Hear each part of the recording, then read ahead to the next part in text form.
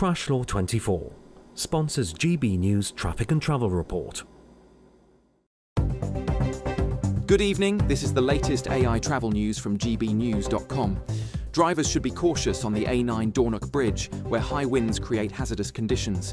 The A483 is closed between Lenano and Lanbister, with diversions in place. There is an incident on the M18 southbound at Junction 5, involving an overturned vehicle, with all lanes closed and 10-minute delays. Normal conditions are expected between 7:30 and 7:45 this evening. Staffordshire's A50 eastbound is congested between the A522 and the A518 Uttoxeter East. And on the trains, Avanti West Coast and Cross Country face disruptions on various routes. For more travel news, go to gbnews.com. Crash Law 24 sponsors GB News Traffic and Travel Report.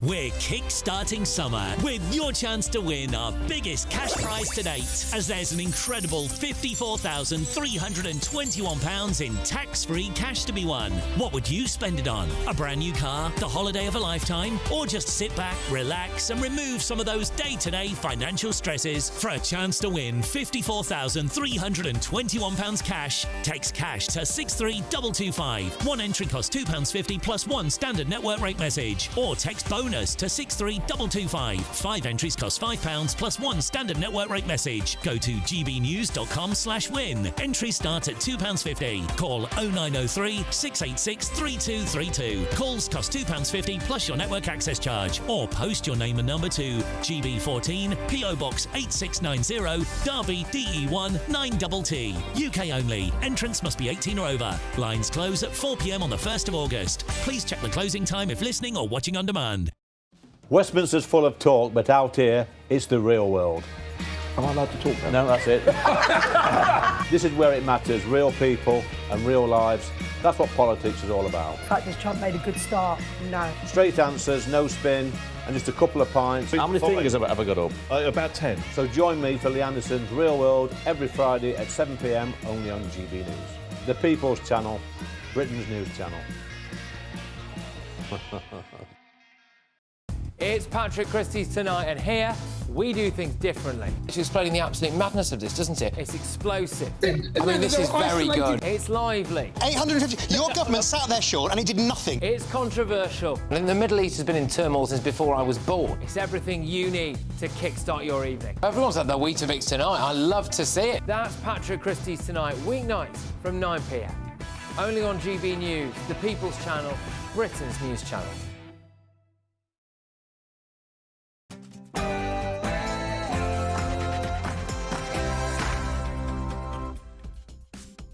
Good evening. We will, of course, discuss the horrendous plane crash in India. Are there yet any clues as to what might have happened? Ballymena rioting again. It's even now reached the point where they've set fire to their own community centre. But what underlies it, I think, does deserve serious debate. The Los Angeles riots continue. I ask the question once again, has Trump got this right or has he got it wrong? And I'll be joined down the line tonight, live from Gibraltar, by the First Minister, Fabian Picardo, to ask, was the deal done with David Lammy and the European Union and Spain a sellout? All of that after the news with Tatiana Sanchez.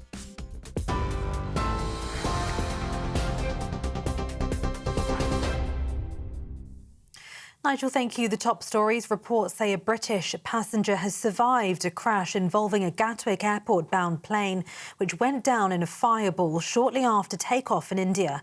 The survivor says he has no idea how he escaped the aircraft, his relatives have said, a warning some viewers may find the following footage distressing.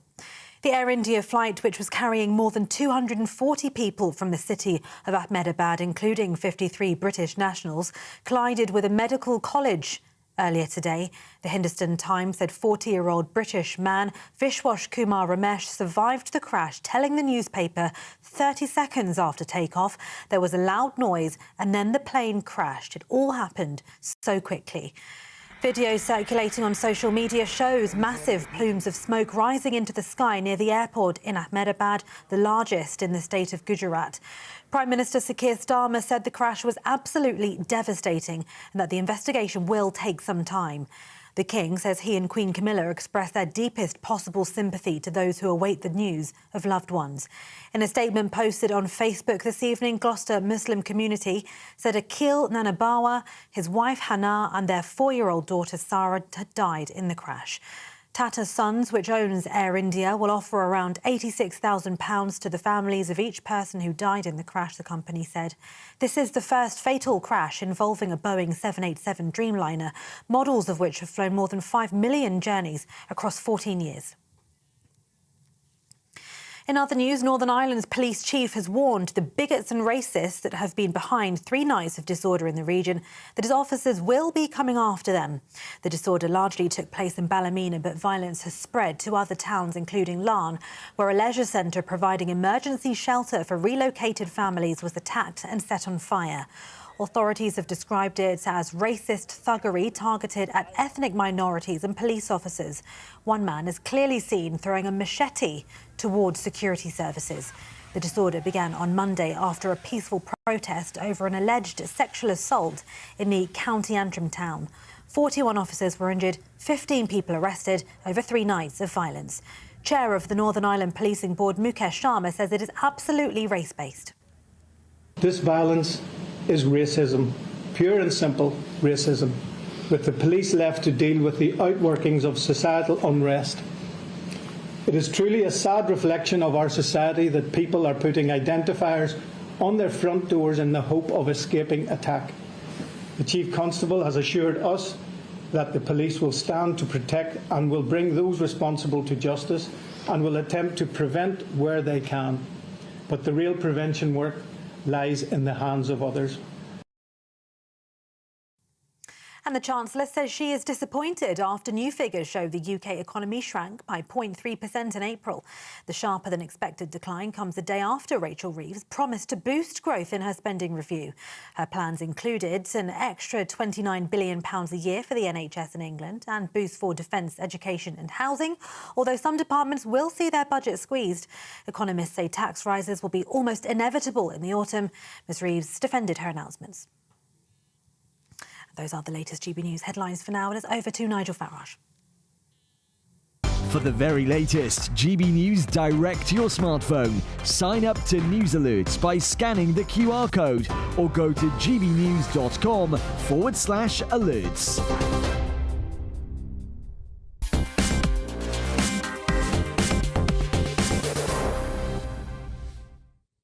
Good evening. Every time I hear the words plane crash, I shudder.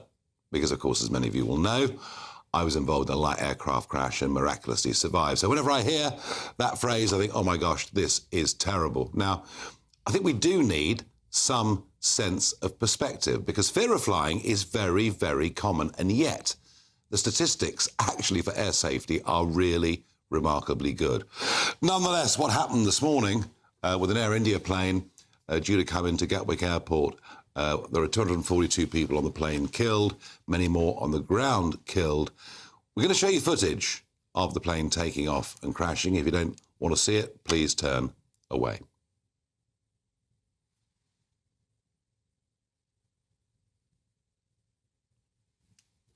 So the extraordinary thing about this is it all really looked rather normal. The plane takes off. I can't see any explosion. I can't see any particularly great wobble to left or right. Someone suggested maybe it was shifting cargo. I can't see that it's that. Yes, the landing gear is still down, but then the plane only ever reached 600 feet, and then it just seems to come straight down again. You might remember a few years ago in New York, there was a big triple bird strike on a plane that brought a plane down. Honestly, I don't know what happened. But there is one miracle, and there's the horrendous explosion. You can quite safely watch back now if you didn't want to watch that part, and I understand why if you didn't. But there's only one nice story. Here's a bloke who's walked out of the wreckage. Absolutely, totally extraordinary. There you go, you see, miracles can and do happen. But what happened? I'm joined by Emma Henderson, former airline pilot and aviation expert.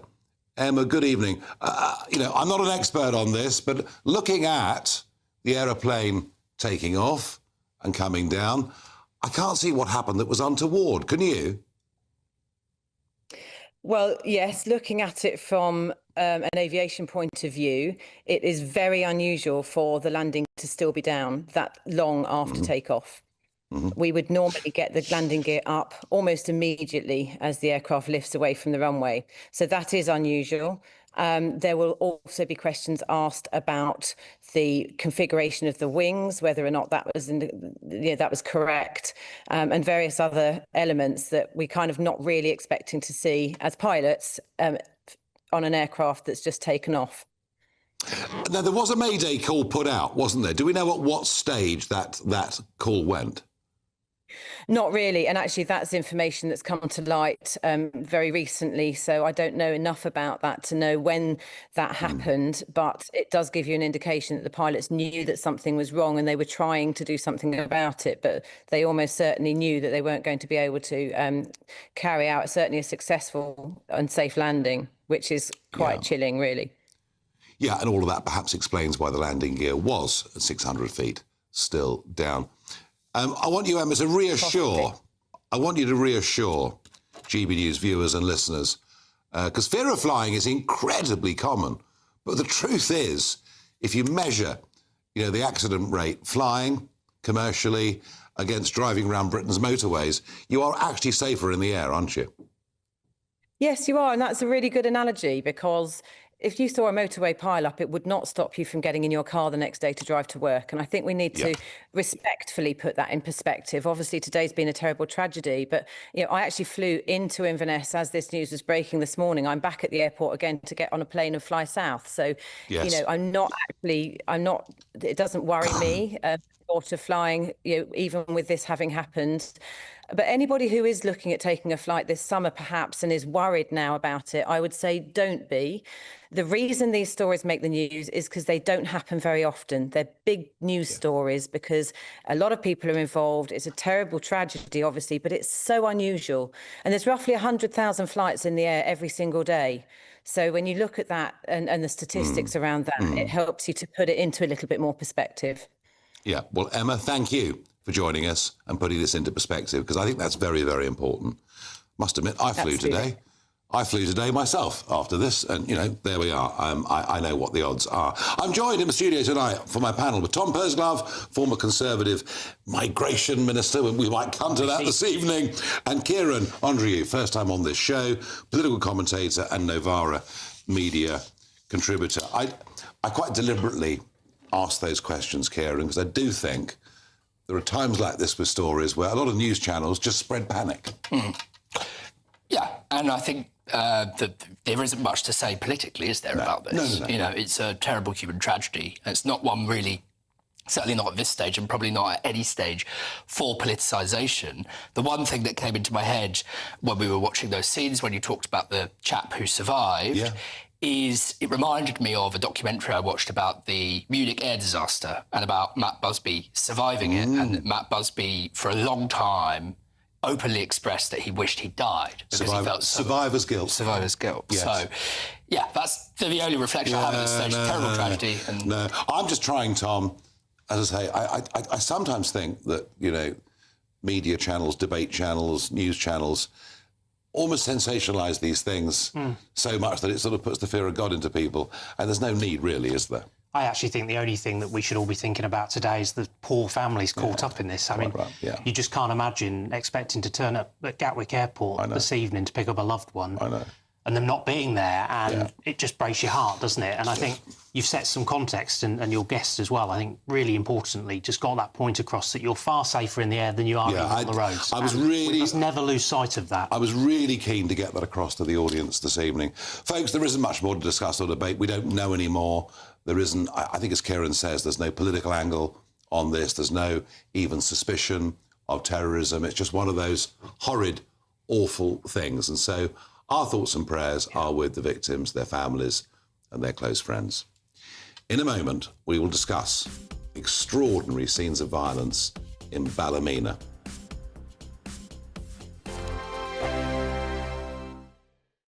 Hi, I'm Michelle Dewberry, and my show is your opportunity to cut through all the noise and dive in headfirst to some robust debates. Ideas clash. Situation, isn't it? No, because the failure is you're deliberately avoiding my point. Nothing's held back, And if you think this is the end of it, wait for more. and we do not shy away from the difficult stuff. Sometimes I want to shake people and say, if only you understood. So join me on Dubes & Co. weeknights at 6 p.m. only on GB News, Britain's news channel. This is GB News, Britain's news channel. Amy, how did you get into this beauty stuff? It's a good story, actually. I moved here years ago. I married a lovely Scotsman, and I was acting for a while, and then I was producing. And while I was producing, I needed a part-time job, and I got a job presenting beauty products at QVC, the shopping channel. And I was given a hair removal device. And although we did millions of pounds of sellout shows, they were oftentimes returned. Not due to my bad selling, but simply because they didn't work or people didn't like the smell of burning hair. And I thought to myself, people want a dermaplaner. They don't want this 250-pound device. So at the time, I was bringing over these dermaplaners from America to the UK because I couldn't find them in store. And then I thought to myself, light bulb moment, let me start manufacturing them because I truly believe everyone needs a dermaplaner in their routine. A dermaplaner, that's the future. Dermaplaner. But you're from America, the US. Yes, I'm from New York originally. And don't like to bring this up, Amy, but somebody tells me, I think it's James, our producer, that you were a career criminal back in the day. Is this true? Let's just put this to bed. Okay, it's semi-true. Career criminal. Semi-true. Semi-true. Okay. I did get issued a summons. Okay. I was a bartender briefly. And I had to do community service for a day. I was issued a summons because there was a sting operation at a bar that I was working in as a bartender. And I served someone underage. The legal drinking age is 21. 21, yeah. And it was super busy. I didn't look for his license. Next thing I know, I saw a cop flashing his badge. And I thought, oh my God, don't you have criminals to arrest, not me? Proper criminals. But Proper criminals. We believe in second chances here on GB News, especially on this channel. This is why we've got you behind the bar, even though you've got a dodgy past. You put that to bed, haven't you? GB News, the People's Channel. Good Afternoon Britain isn't just about us. The wonderful thing about this programme is it's about everyone watching. It's an interactive programme. Well, there absolutely is something to see here, and we're going to be talking about it more. Whether it's breaking royal news, please bring us up to date. Or indeed a particularly punchy speech in the House of Commons. Very, very curious. We bring it to you live, and then we bring you live reaction as well. That's Good Afternoon Britain, weekdays from midday. Only on GB News, the People's Channel, Britain's news channel.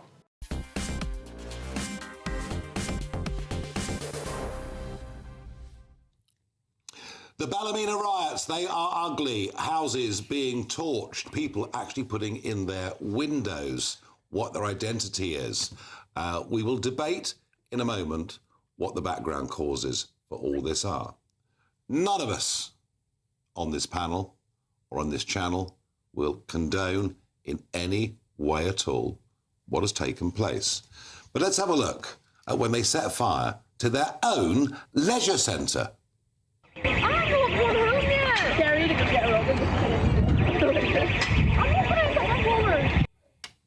I mean, however angry you are, why on earth would you destroy what actually looks like a rather modern, well-built community asset? It's just insanity. Now, of course, we do know that in decades gone by, violence in Northern Ireland has not been uncommon.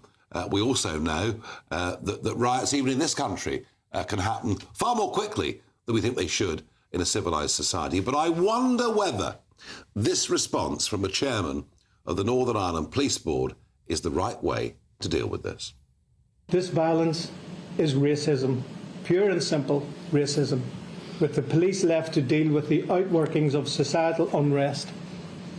It is truly a sad reflection of our society that people are putting identifiers on their front doors in the hope of escaping attack.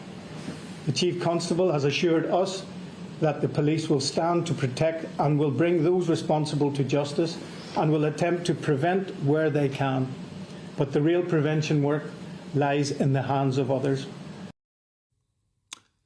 So that's all rather easy, isn't it? You're all far-right thugs, you're all scum, you're all terrible people. Well, some people who have behaved as appallingly as that and set fire to things and threatened violence have. But actually, when this began, there were families coming out of the streets, kids in their pyjamas, people genuinely concerned about what was happening in their community. Let's give this a little bit of context. And I'm not doing this to excuse the violence, believe me. But what has happened in Ballymena, and it's a place I've been to, it's a very tight-knit, very strong Protestant unionist community. County Antrim actually is probably the most Protestant unionist county in Northern Ireland. There had been quite a large number of Roma people housed there.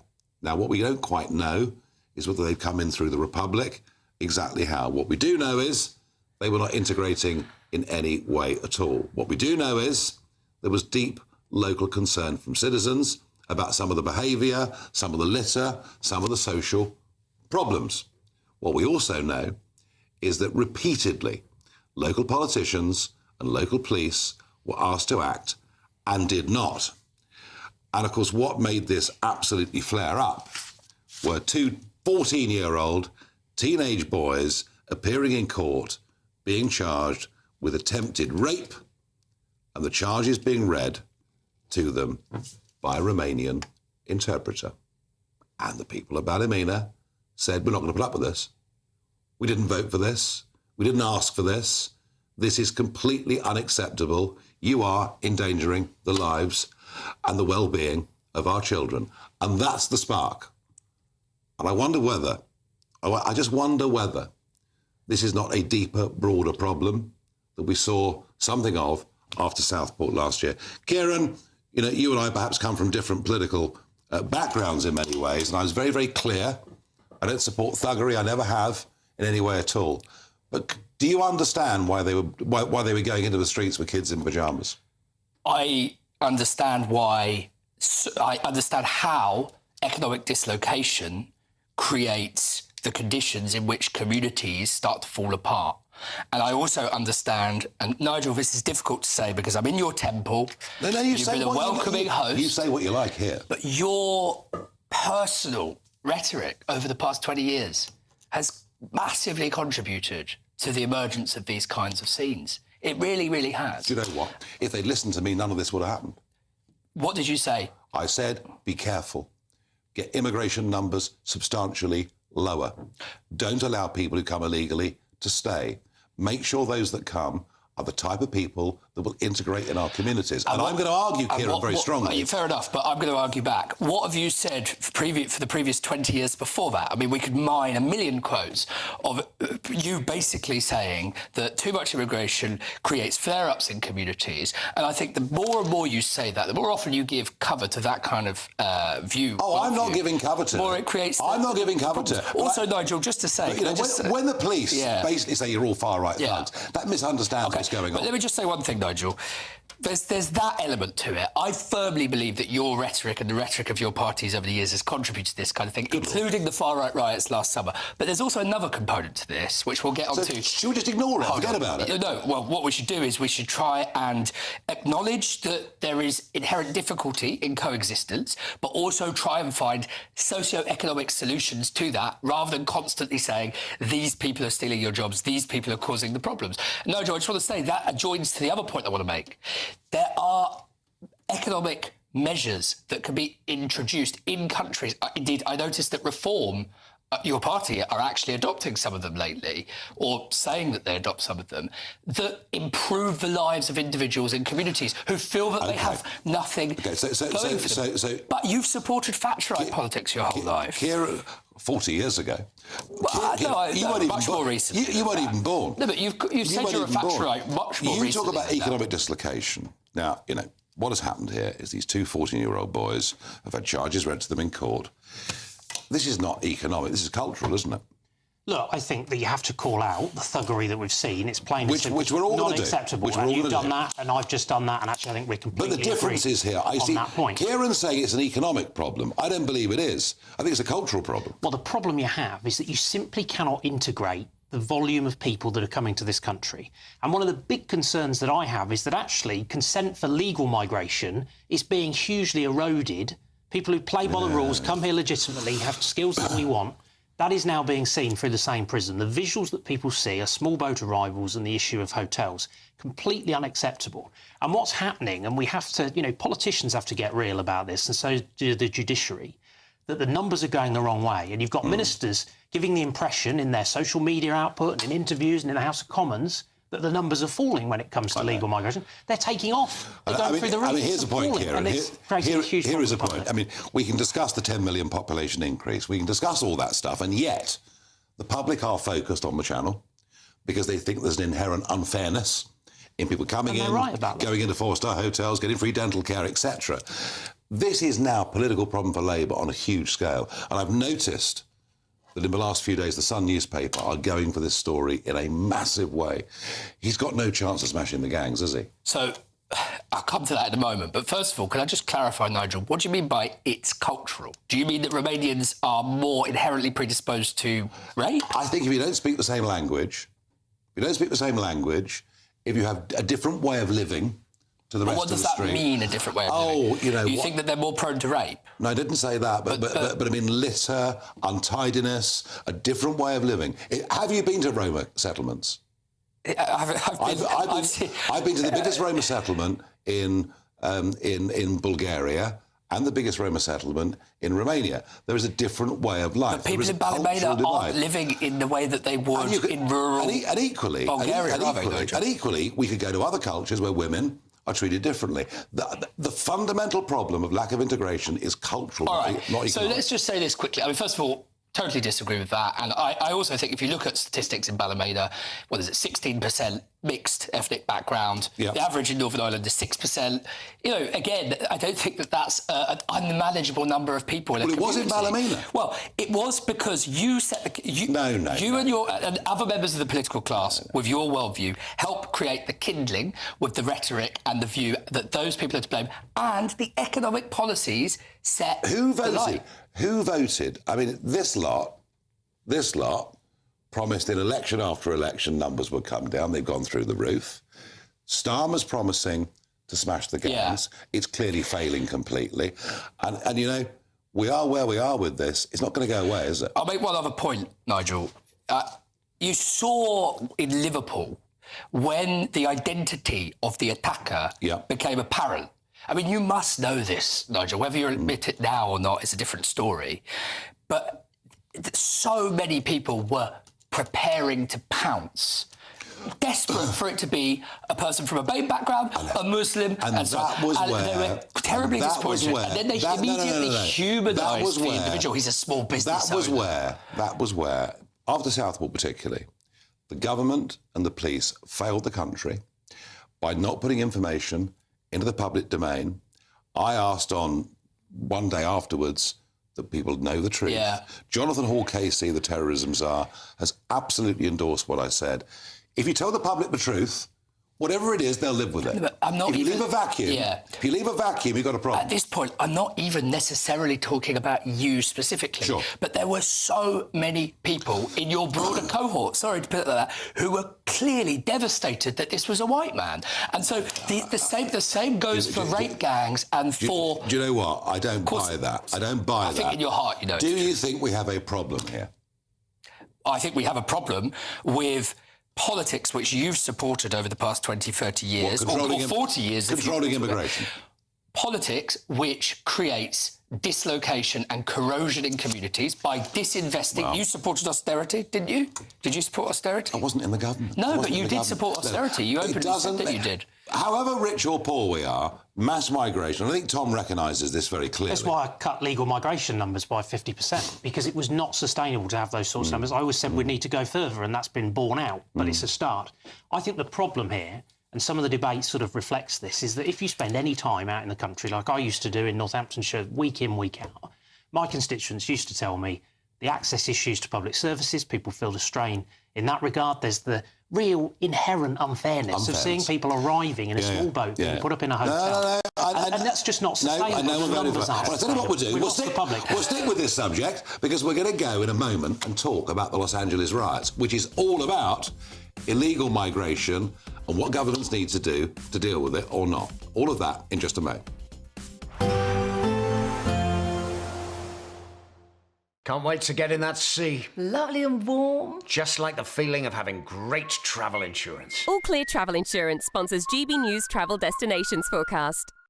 Hello and welcome to your holiday sun forecasts from the Met Office. Most places sunny across the Mediterranean, particularly hot in Italy, breezy for parts of Greece as well as the Canaries, but no more than usual. And for Iberia, well, chance of some showers clearing northern Spain, but otherwise it's hot sunshine, temperatures well above average throughout much of Italy, whilst a few showers are likely over Greece during the next few days, but most places stay sunny this weekend. All Clear Travel Insurance sponsors GB News Travel Destinations Forecast.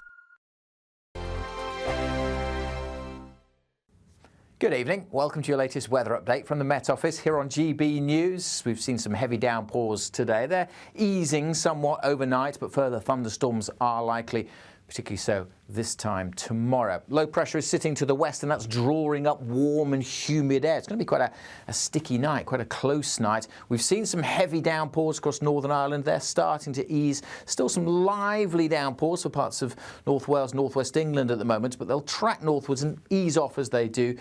Still quite a wet night across parts of western Scotland. Many areas, though, further east, having a dry night, long clear spells, but look at the numbers. Holding up in the mid-teens. That brisk breeze will be easing in most places through the night. So it won't be as windy tomorrow. Much of eastern England having a fine and sunny start, along with much of northern Scotland as well. The overnight rain should be pulling away from the Western Isles. Still maybe one or two showers in western Scotland, and certainly there will be more showers again in Northern Ireland. They could get pretty lively, especially around the middle part of the day. The odd shower for Wales, but most of England and Wales will have a dry start to the morning and quite a warm start as well, and pretty sticky, steamy day across these eastern parts where temperatures come in the afternoon may get into the high 20s. Not as hot where we've got a bit more cloud elsewhere, but still generally dry and bright, quite humid. Some heavy downpours around the middle of the day for Northern Ireland, and look down to the south. Another batch of thunderstorms then starting to arrive late in the day coming into the southwest. As I said, very warm across these eastern areas. Elsewhere, temperatures in the low 20s generally. But those high temperatures and the humidity likely to spark another round of thunderstorms coming up initially across the south during Friday evening, then spreading to Wales, and by the end of the night and into Saturday across parts of northern England. Met Office warnings are in place for heavy rain and thunderstorms. Do check out the Met Office website for full details of those warnings. Mornings don't have to be tiresome, especially if you have the right company. Wake up to news as it happens, opinion and debate, and of course, a little bit of entertainment too. Because when the kettle's on, we're on. That's Breakfast on GB News, a show worth waking up for. Every morning from 6 a.m. Only on the People's Channel, Britain's news channel. We'll spread the news, you spread the word. From the school run to the home run, watch a new show for all of Britain. He can say whatever he wants. A straight talking show where all voices are heard. And, you know, when are we going to stop talking about smashing the gangs and actually do it? With the stories that matter from every part of our country. There's a bit of a crash landing there for your Chancellor. Bold, fearless and standing up for you. That's me, Martin Daubney, 3 p.m. till 6 p.m, weekdays, here only on GB News. The People's Channel, Britain's news channel.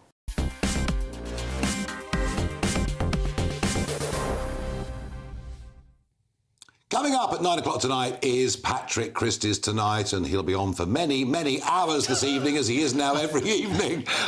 Patrick, what particular features of your 3-hour show should we look out for this evening? Yeah, we're going to be continuing a theme that you were just discussing there about Ballymena, actually. I mean, fundamentally for me, whilst obviously things that are going on there are wrong, I do think that if politicians were dealing with mass uncontrolled immigration, both legal and illegal, then they wouldn't end up having to deal with riots, would they? So maybe they should look themselves in the mirror a little bit before they start branding everyone far-right racist. It's going to be talking about that. We, of course, cannot and will not ignore this India plane crash. Devastating, but probably one of the greatest survival stories of all time. The man with the British passport who has somehow walked away from that.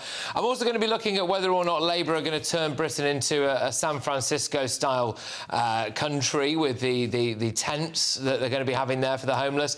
And loads more as well, of course, as well as all of tomorrow's newspaper front pages. So, yeah, don't miss it. 9 p.m. till 11, and then the front pages 11 until midnight. Back to you, Nigel. Very good. Patrick, thank you. And let's go from Patrick Christie's to Donald Trump, the 47th President of the United States.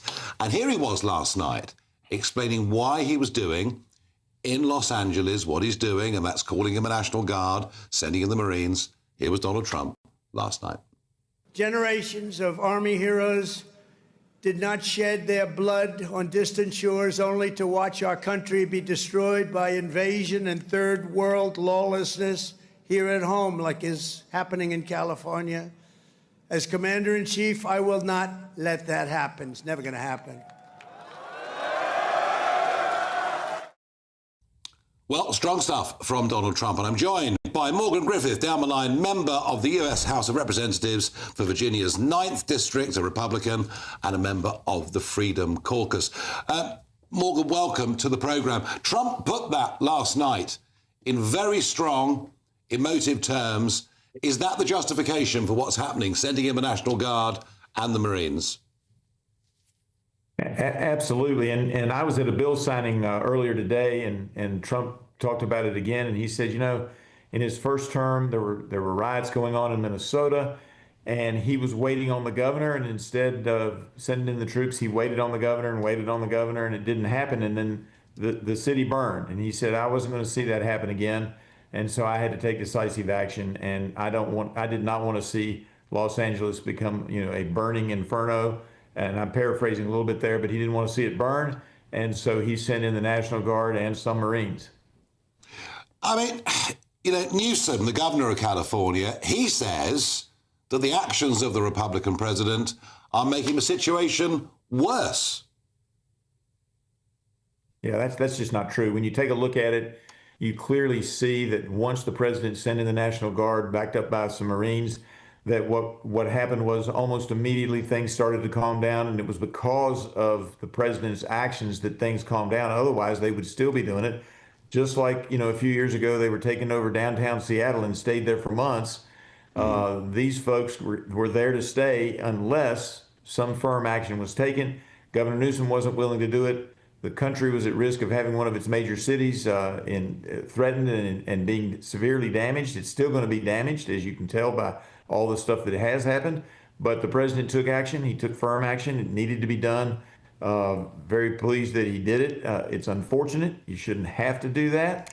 But as you've been discussing, this is what happens when you have millions of people who have come into your country illegally and then believe that they have you know, extraordinary rights and that they can do whatever they want to, and that the government shouldn't crack down on them. So then they decide that they're going to riot, and it looks like it's organized by some outside agitators as well. I mean, what peaceful protest just naturally happens to suddenly have you know, mask shields, bricks, hammers to break open the sidewalks? This is not what happens when you're going to do a peaceful protest and just you exercise your First Amendment freedom of speech.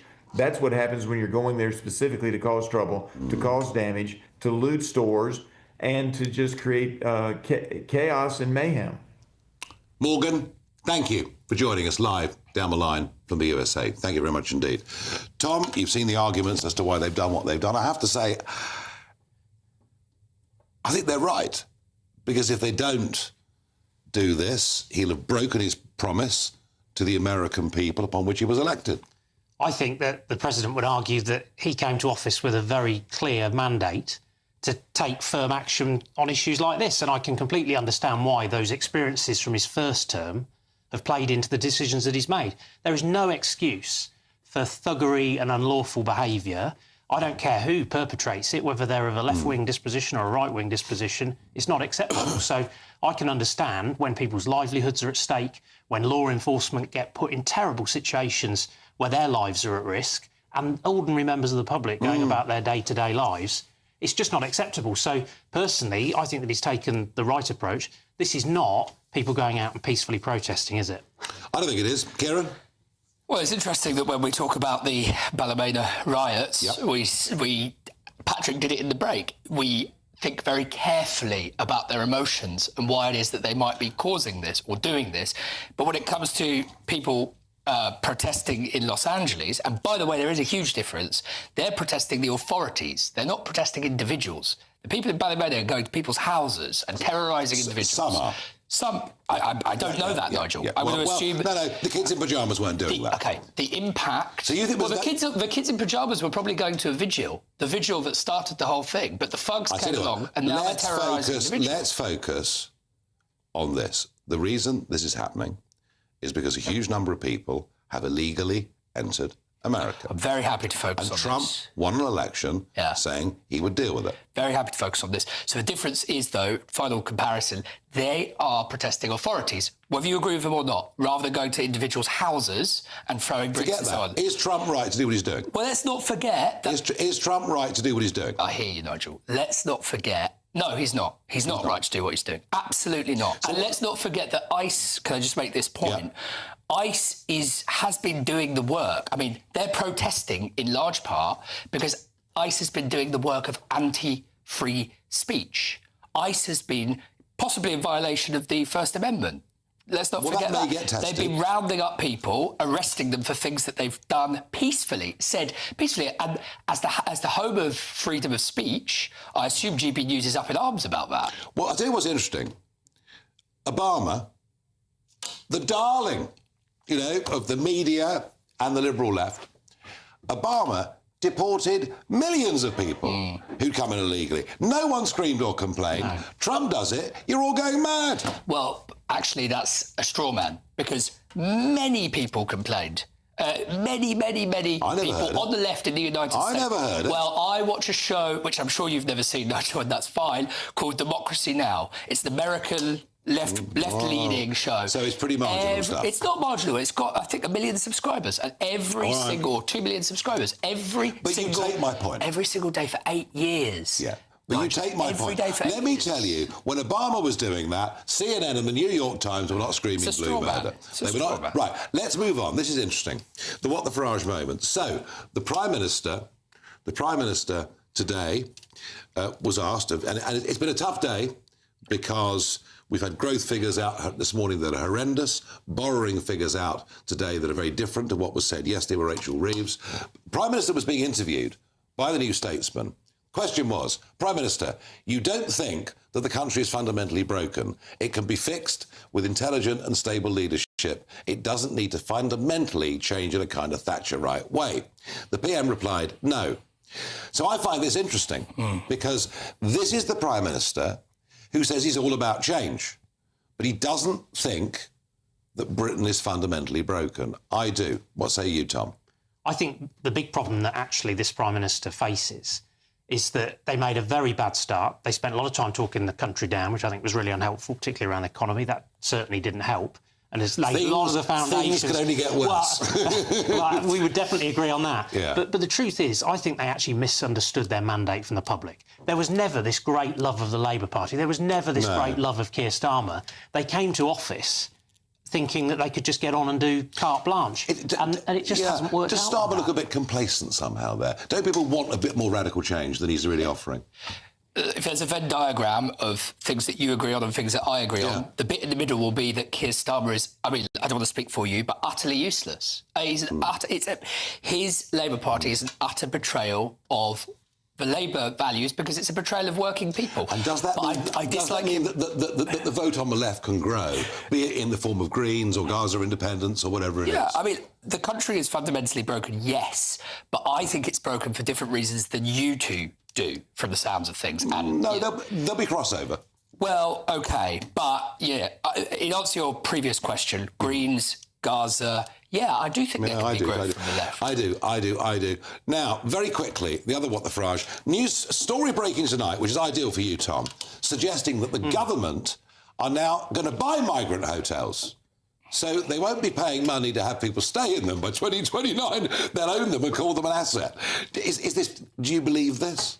Yeah, I do, actually, because it's one way of being able to say that they're closing hotels. Now, they were saying their commitment that they made, and by the way, I closed 190 of these hotels, if my memory serves me correctly, while I was in office, and that was an important thing to do. But where did you put them all? Well, what has happened is that we closed those hotels. There is, of course, the dispersal estate, but you also have to get on and increase removal numbers and make decisions on cases. I fundamentally, like you, want to stop the channel crossings. That's the best way of getting on top of this issue. But what if the thing with this is if they can transfer the ownership of these hotels to the government, they're then not counted in the same way as being hotels. So that would help them to achieve on this 2029 target they've set out. Yeah, they are denying it. Final quick thought. We'll see. Final quick thought. Do you think the government would be as cynical as to do this? Well, first of all, I don't want people housed in hotels. I think I've seen inside some of those hotels.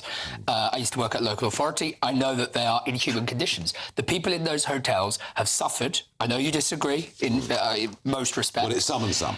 I think that they have all experienced hell on earth, the like of which you, Nigel, and we on the panel cannot begin to imagine. And I want them to be housed in decent, humane environments. How many of them? Well, you're asking me for a figure. 500,000, 1 million, 2 million. Isn't that the problem?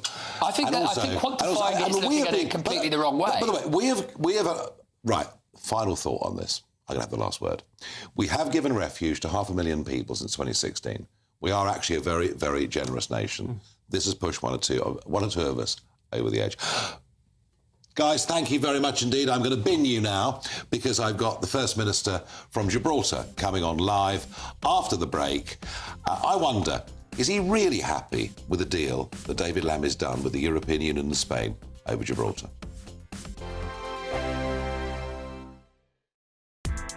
Join me, Nana Akwe, for an informative, interactive news programme with a difference. It's fun. No, he didn't say that, though. I'm so surprised. I think there's an element of truth to that. Join me from 3 p.m. every weekend, only on GB News, Britain's news channel. Good Afternoon Britain isn't just about us. The wonderful thing about this programme is it's about everyone watching. It's an interactive programme. Well, there absolutely is something to see here, and we're going to be talking about it more. Whether it's breaking royal news, please bring us up to date, or indeed a particularly punchy speech in the House of Commons. Very, very curious. We bring it to you live, and then we bring you live reaction as well. That's Good Afternoon Britain, weekdays from midday. Only on GB News, the People's Channel, Britain's news channel. Mornings don't have to be tiresome, especially if you have the right company. Wake up to news as it happens, opinion and debate, and of course, a little bit of entertainment too. Because when the kettle's on, we're on. That's Breakfast on GB News, a show worth waking up for. Every morning from 6 a.m. Only on the People's Channel, Britain's news channel. We'll spread the news, you spread the word.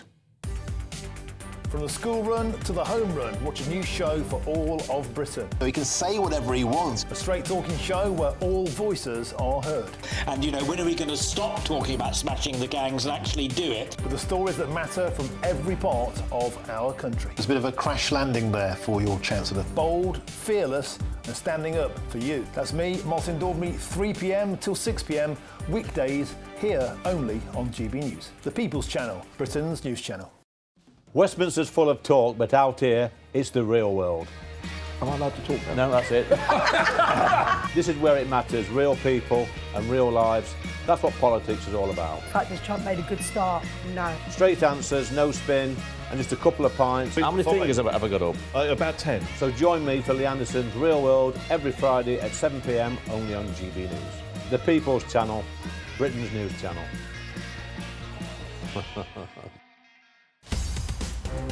In the GB newsroom, we bring you the news as it happens. With our team of dedicated journalists across the UK, we're ready to keep you up to date with what's happening every half an hour, every single day.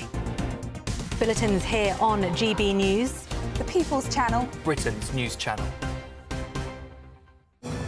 This Saturday, join GB News as we mark the King's official birthday. Trooping the Colour, hosted by Charlie Peters, Miriam Cates and me, Cameron Walker, live from Buckingham Palace from 10 a.m. this Saturday on GB News, the People's Channel, Britain's news channel.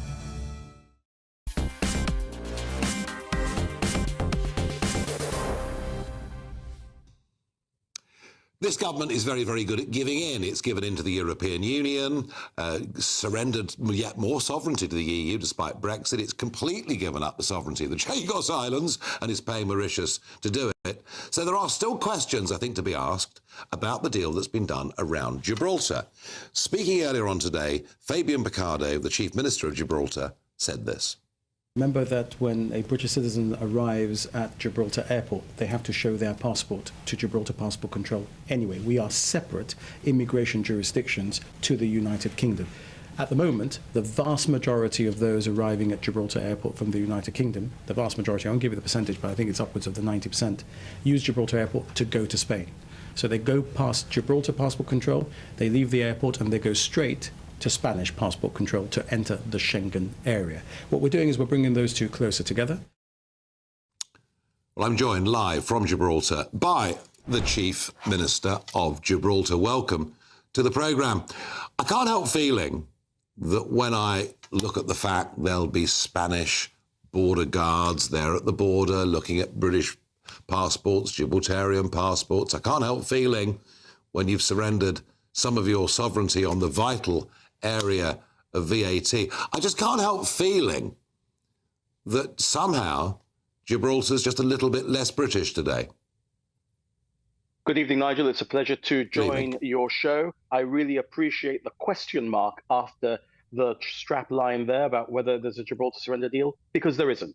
We have not surrendered, and we would never surrender one grain of our land, one drop of our water, or one breath of our air. We have not surrendered control of Gibraltar's borders to anyone. Gibraltar's border will only be controlled by the Borders and Coast Guard agents of His Majesty's Government of Gibraltar. Just behind me this afternoon in Casemate Square, we have cheered 3 times for His Majesty the King's birthday, and we have heard the national anthem played 4 times. What is going to happen when you arrive at Gibraltar's border is that a British border guard will determine whether you can enter Gibraltar. You will then go on a cumulative check, the second check, which will be carried out by the Schengen authorities. That check will be carried out in an area which will be at the northern end of Gibraltar Airport, which will be what we call the second line check area, which will be equidistant between Gibraltar and Spain. Gibraltar guards will have access to that area into Spain. And there you will get Schengen cleared. If you are a resident of Gibraltar, British resident of Gibraltar, or any other nationality resident in Gibraltar, it will not be possible for a Schengen guard to deny you the right of return to Gibraltar. They will not be able to arrest you or detain you. No, we have done an excellent deal, which is the deal that the people of Gibraltar wished for. And you were talking earlier about the mandate that President Trump had. I took a mandate for the people of Gibraltar for exactly this deal during the general election of 2023. All of these details are set out in the New Year's Eve agreement of 2020, which people knew about and people chose to elect me to deliver as a treaty between the United Kingdom and the European Union. I hope that you will welcome that when you understand all of the details which people will need to see when the treaty is published. So why have you given in, effectively, some of your sovereignty over areas like VAT? Because, I mean, I know very well that the cruise ships come... We haven't. You're wrong. Gibraltar will not apply VAT as a result of this treaty. There will be no VAT in Gibraltar at all. You are wrong about that. I understand that it's perfectly understandable for people not to know the detail because we haven't published the treaty yet, because the legal text is not published. So I fully understand. I'm not criticizing you for it. There is going to be a different way of doing import duty to Gibraltar, but there will not be VAT. So it would be utterly wrong. It would be utterly wrong to suggest that we're going to have VAT. What we're going to do is continue with the regime that we have in respect of duties, but we shall do it in a different way to ensure that we can have access to the single market. Remember that our traders at the moment have access to a market of about 40,000 people and some tourists. As a result of this, we get access to 500 million people who can buy our wares online. It's a great deal, and there's no VAT. I invite you to come back to Gibraltar. I know you've been and let's have a pint, and I'll explain all the details. When are you coming? Come before Schengen border guards. Come before Schengen border guards, so that you're not offended on the way in. I'm always very happy to come to Gibraltar and have a pint and fish and chips and have a bet, of course. Quick thought. David Lammy said, this means there won't be a hard border. I can remember going back to the 1980s when I had family that were working on the Rock, that getting across that border had been a complete nightmare. Does it effectively mean now, being part of Schengen, that people almost walk straight in? Yes, and that's what we have wanted. That's what people in Gibraltar voted for. It's what we want. It's what we've chosen. Now, you'll know when you get to the United States, if you're not in the global entry system, etc., it can take a long time to clear a 747. When you used to come in the 1980s, Gibraltar's economy was smaller. It was 60% funded by the MOD. Today, 15,000 people. That's about 20 or 100, 200 747s. We need to come into Gibraltar every morning. It'll be worse than Liverpool Street Station, but with French passport control to get them from the tube to the city. It would grind the city to a halt. So this deal is the deal Gibraltar needs to be economically independent and self-sufficient without VAT and without any British resident of Gibraltar being able or susceptible to be stopped from coming into Gibraltar by any Schengen guard. But a British citizen could be stopped by a Schengen guard. Yes, indeed. That's what the people of Gibraltar voted for. We think that is, frankly, entirely acceptable because a British citizen that comes to Gibraltar, the vast majority of them, not a few, the vast majority of them rightly use Gibraltar Airport to access the southern Spanish coasts. And after they walk through Gibraltar border guards today, the next thing they do is they go to a Schengen border guard who lets them into the Schengen area. We're bringing that together, and in doing so, this is the. All right. You're good at numbers. You're good at numbers. Let me give you this number. Yeah.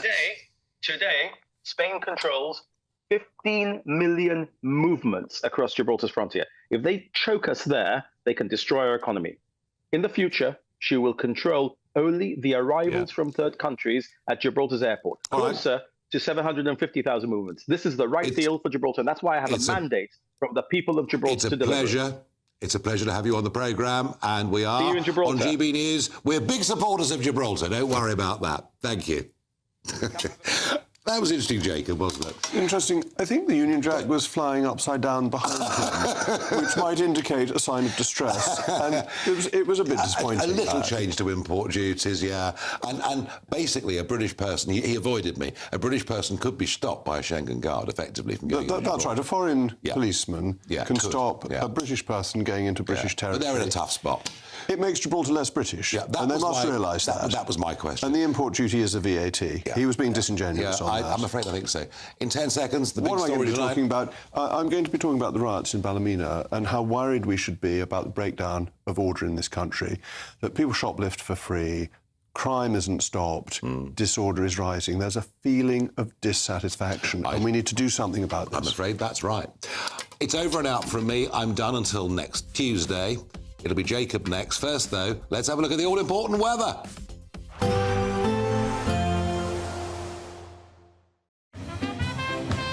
There will be a light breeze in the morning, leading to a warm front. Boxed heat pumps, sponsors of weather on GB News.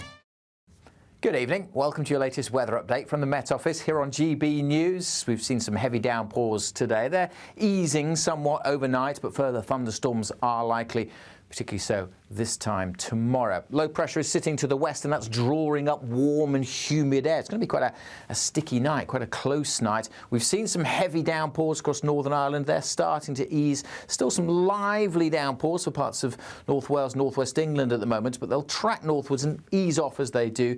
Still quite a wet night across parts of western Scotland. Many areas, though, further east, having a dry night, long clear spells, but look at the numbers. Holding up in the mid-teens. That brisk breeze will be easing in most places through the night. So it won't be as windy tomorrow. Much of eastern England having a fine and sunny start, along with much of northern Scotland as well. The overnight rain should be pulling away from the Western Isles. Still maybe one or two showers in western Scotland, and certainly there will be more showers again in Northern Ireland. They could get pretty lively, especially around the middle part of the day.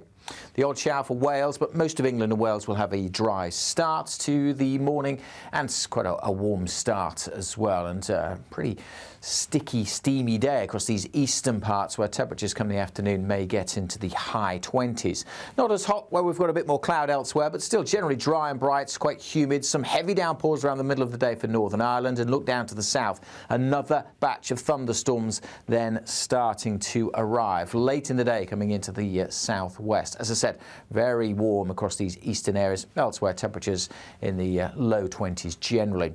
But those high temperatures and the humidity likely to spark another round of thunderstorms coming up initially across the south during Friday evening, then spreading to Wales, and by the end of the night and into Saturday across parts of northern England. Met Office warnings are in place for heavy rain and thunderstorms. Do check out the Met Office website for full details of those warnings. There will be a light breeze in the morning, leading to a warm front. Boxed heat pumps, sponsors of weather on GB News. £54,321 in totally tax-free cash could make your year the best yet. How would you react if you got that winning call? Oh my God, I'm going to cry. Oh my God. Thank you. You weren't expecting to get that call today, were you? No, I wasn't.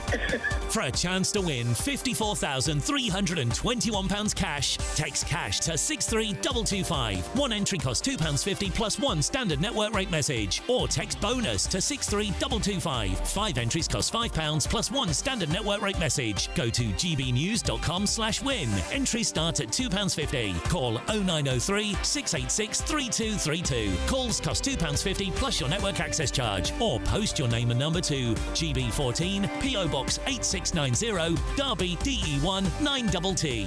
UK only. Entrance must be 18 or over. Lines close at 4 p.m. on the 1st of August. Please check the closing time if listening or watching on demand. Good luck. Mornings don't have to be tiresome, especially if you have the right company.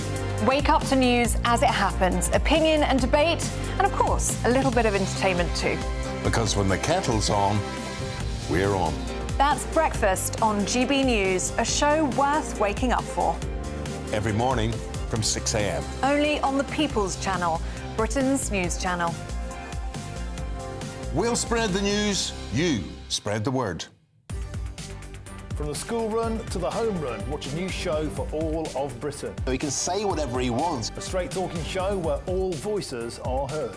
And, you know, when are we going to stop talking about smashing the gangs and actually do it? With the stories that matter from every part of our country. There's a bit of a crash landing there for your Chancellor. Bold, fearless and standing up for you. That's me, Martin Daubney, 3 p.m. till 6 p.m. weekdays, here only on GB News. The People's Channel, Britain's news channel. Westminster's full of talk, but out here, it's the real world. Am I allowed to talk now? No, that's it. This is where it matters, real people and real lives. That's what politics is all about. In fact, has Trump made a good start? No. Straight answers, no spin, and just a couple of pints. How many fingers have I ever got up? About 10. So join me for Lee Anderson's Real World every Friday at 7 p.m. only on GB News. The People's Channel, Britain's news channel. It's Patrick Christie's Tonight, and here we do things differently. It's explaining the absolute madness of this, doesn't it? It's explosive. I mean, this is very good. It's lively. 850. Your government sat there, Sean, and it did nothing. It's controversial. And the Middle East has been in turmoil since before I was born. It's everything you need to kickstart your evening. Everyone's had their Weetabix tonight. I love to see it. That's Patrick Christie's Tonight, weeknights from 9 p.m. Only on GB News, the People's Channel, Britain's news channel.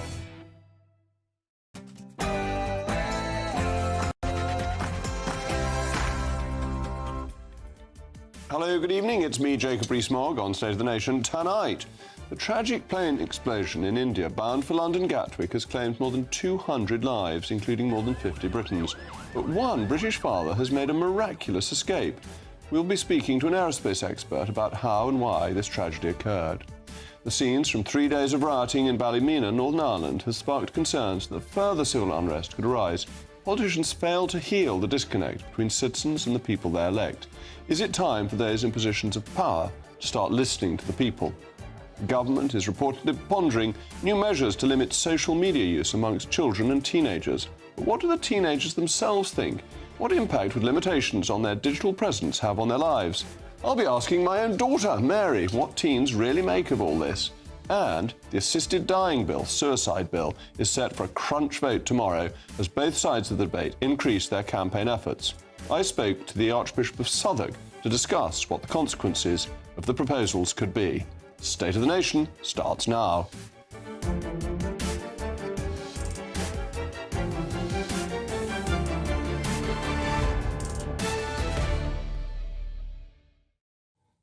I'll also be joined by a formidable panel, GB News' senior political commentator, Nigel Nelson, and former government advisor, James Price. As ever, I want to hear your views. It's a crucial part of the programme. Mailmog@gbnews.com. But now it's your favourite time of the day, the News Bulletin with Tatiana Sanchez.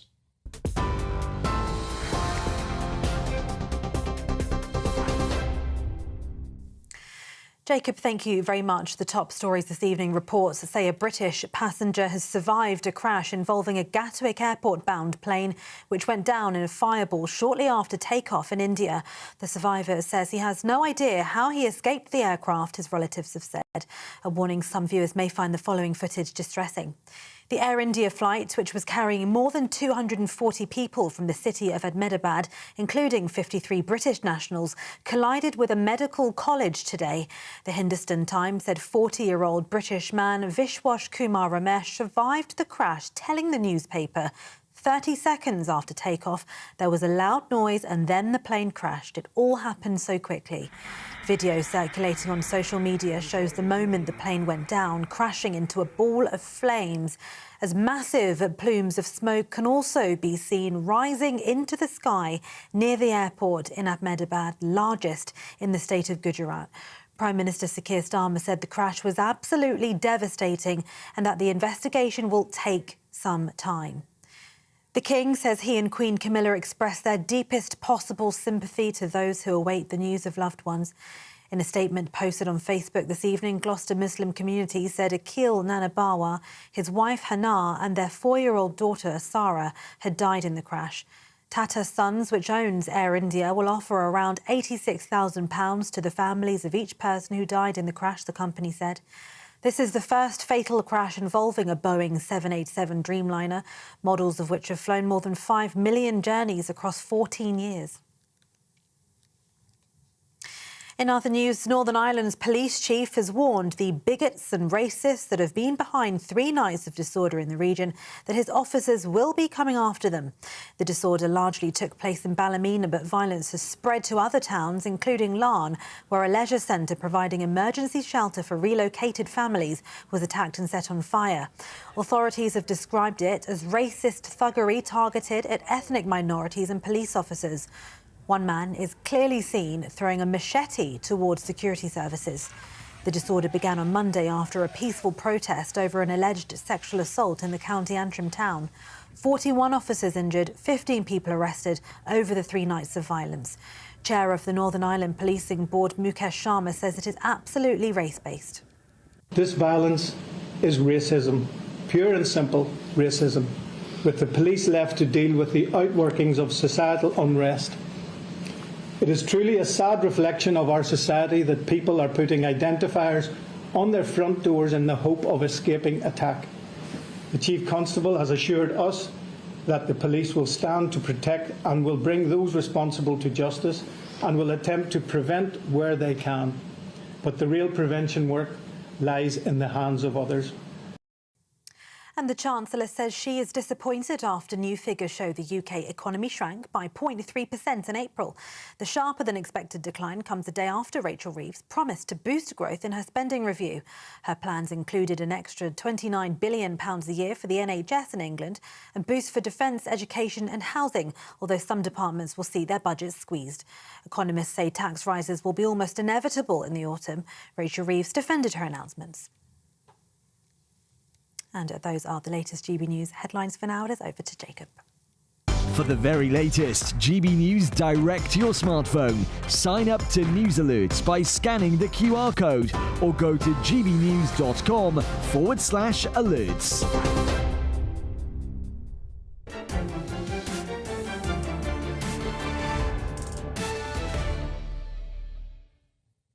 Welcome back to State of the Nation. What we've witnessed in the past few days in Ballymena and across parts of Northern Ireland is horrifying. Mobs appearing to torch homes, destroy community centres and boastfully posing across social media. There is no justification for this. Violence is wrong, whatever the grievance. But if we really want to stop this chaos, we have to ask, why are so many people taking part in this and why have they become so angry in the first place? There is an ever-increasing chasm between electors and the elected, the people and the politicians who are supposed to represent them. Many voters feel ignored, dismissed and misled, not just by individuals, but by an entire system. When someone like Rachel Reeves is seen to be dishonest, and we saw that earlier on with her saying she'd fixed the problem for pensioners, and then the next day we get 0.3% decline in the economy, it only deepens that sense of betrayal. When taxes and the cost of basic necessities go up, yet quality of life goes down, people repeatedly ask for immigration to be cut, and yet it continues to rise. Those same people feel less and less as though the powers that be care or take their wishes seriously. So what are the political consequences? Well, into that vacuum of trust steps Nigel Farage and Reform, among others, because he promises solutions and he's listening to what people are complaining about. People want to be heard and they want the truth. They want leaders who are close enough to the ground to understand what's happening in their own communities, such as rising crime, children walking into shops and stealing with no consequences, the erosion of law and order that makes people feel that no one is in control. Just take a look at this video circulating on social media of young children brazenly shoplifting. What is that? Whoa. Hungry. Speak to that. Speak to that. What's going on? Can you send police, please? I'm hungry. Oh my God. Oh my God. What the hell? What the hell are you? And let's not ignore what happened to young people. This is a generation who were locked in their homes, away from basic socialisation during their formative years because of the pandemic, even though they were at very limited risk. They were isolated and anxious. These were the decisions of politicians, and society is paying the price. Meanwhile, politicians make grand promises, but rarely seem to listen. The distance between electors and the elected has become a breeding ground for distrust, and distrust left unchecked becomes anger. That anger is now being exploited by the worst elements of society, stoking fear, pushing hate, and turning young people into foot soldiers for chaos. None of this excuses what's happening on the streets of Ballymena, but we do have to understand why it is happening. Politicians need to be honest. They need to tell the truth, even when it's hard, even when it's unpopular. They need to stop talking at voters and start listening to them. Because if the divide keeps growing, we're going to see more unrest, more fear, and more communities ripped apart, not just in Northern Ireland, but across the United Kingdom. As ever, let me know your views, mailmog@gbnews.com. But I'm now delighted to be joined by a distinguished peer and former Labour MP, Baroness Hoey, Kate Hoey. Kate, thank you very much for joining me. What do you think underlies the riots in Ballymena? Why have so many people resorted to violence? Well, I think, Jacob, we must remember that the beginning was a very large, peaceful demonstration of people out supporting the family of the young girl who had been sexually assaulted allegedly by two people who were charged, two young people who needed an interpreter in the court. But after that, it turned into what I'm afraid happens so many places where there's a peaceful demonstration and then a few people start agitating. A lot of people came in from outside as well, from outside Ballymena, and we ended up with a disgraceful group of thugs literally going around destroying communities, homes, and destroying, you know, things like the leisure centre being attacked last night in Larne. And it is very distressing because Ballymena actually has a huge bus depot where they make buses, Right Bus, which employs a large number of Filipinos who've come into the country legally, have really involved themselves in the local community and are very much welcomed. And this is, you know, the context of this is very important. And I think the one member of Parliament who's spoken out about it, Jim Allister, who is the MP for the area, you know, the problem is no one wants to really listen to what is behind it, because then they're accused of almost supporting it. And even this morning on the BBC, Jim Allister was kind of ridiculed because he actually said, look, we've got to really recognise that there are people coming in now to Northern Ireland through the Republic of Ireland, from particularly Romania, who are Roma, not necessarily getting on particularly well with the other Romanians that are there. And nobody has documented them. They're going into houses that are, multi-occupied, and people feel very resentful. Now, you can feel resentful and you don't have to go out and behave like those thugs did. But people have to not feel that they can't speak out without being accused of being racist, accused of, trying to divide people. And can't we learn from our history? Because in the late 1970s, the National Front were taking to the streets and rioting and behaving appallingly. And Margaret Thatcher completely destroyed them by introducing the 1981 British Nationality Act, which took control of immigration and took away the oxygen that was supporting thuggery. And that government should learn how to deal with these situations, which is to ensure the law is effective and properly enforced.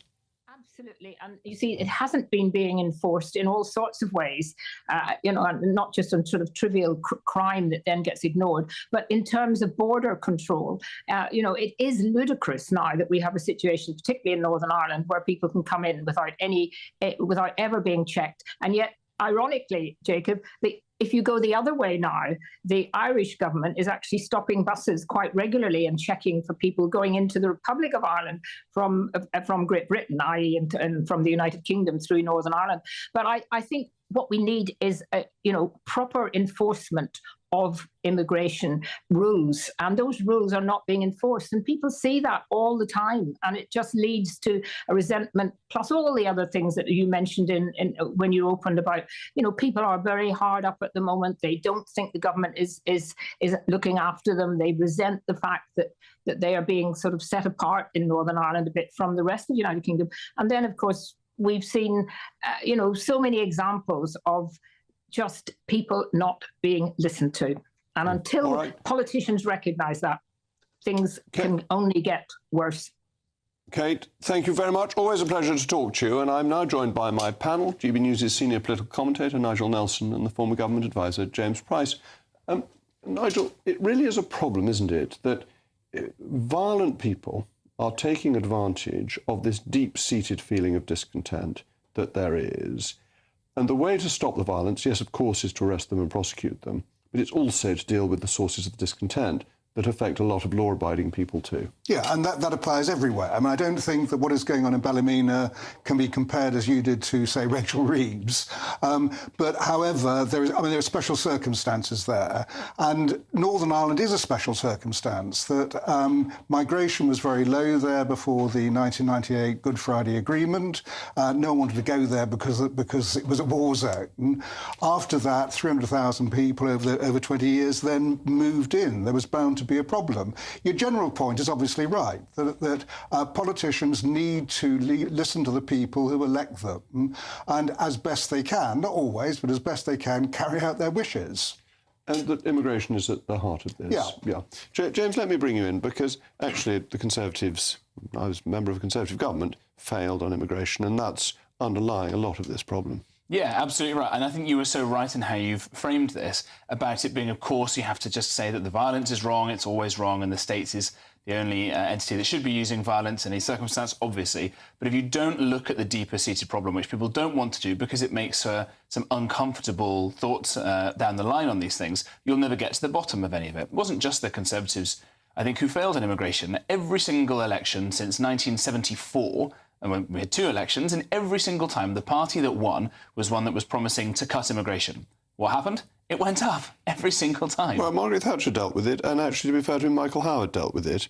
And Donald Trump has reduced illegal migration in April by 91%. So it can be done if people just have a bit of backbone. Yeah, absolutely right. And I think you have to be, to use a horrible corporate term, operationalise this stuff properly, right? Which means understanding the way that legislation is preventing a lot of this from happening and work out how to do that, and then to adequately staff the border forces. Somebody like Dominic Cummings makes the point that actually stopping, say, the small boats, a very high salience issue, would be trivially easy for a country like ours with a great big navy to actually stop a bunch of dinghies. It's not that. It's the legal entity and it's the lack of, as you say, political will stopping it. And until we stop that, we're never going to fix this problem. And this ties in with the Human Rights Act, that we're not going to be able to stop mass migration if we don't deal with the Human Rights Act. Well, I mean, you're talking about leaving the ECHR. I am repealing the Human Rights Act. Yeah, in the UK. no, I don't think that's the answer. And I don't think there is a single answer to the way to stop immigration, certainly not Dominic Cummings' version about deploying the Navy. All you'd end up doing is sinking a load of dinghies and drowning people in the Channel. It's a long-term thing. I mean, one of the things that came out of the spending review is the idea of trying to get rid of asylum hotels. Now, it's quite a promise. I mean, it's not going to happen, is well, it? It's a bit like Stop the Boats that Rishi Sunak tried, but she did put 200 million into it. Yeah, but you get rid of asylum hotels, and you go along Park Lane, and you've got a tented city. Well, no, I mean, the answer would be the extra 200 million that came out of the spending review is that you get rid of the backlog of people who are queuing up. The Tories did nothing about in the last few months in government. Once you can actually process those people as quickly as possible. That means making them British citizens. Not necessarily. It means returning people who have no right to be here, and yes, accommodating those who have. But it doesn't mean letting them in a hotel for months on end. Very large numbers have been getting through because until the last government, said that arriving here illegally meant you couldn't claim asylum, 90% plus of them were getting their asylum claims heard.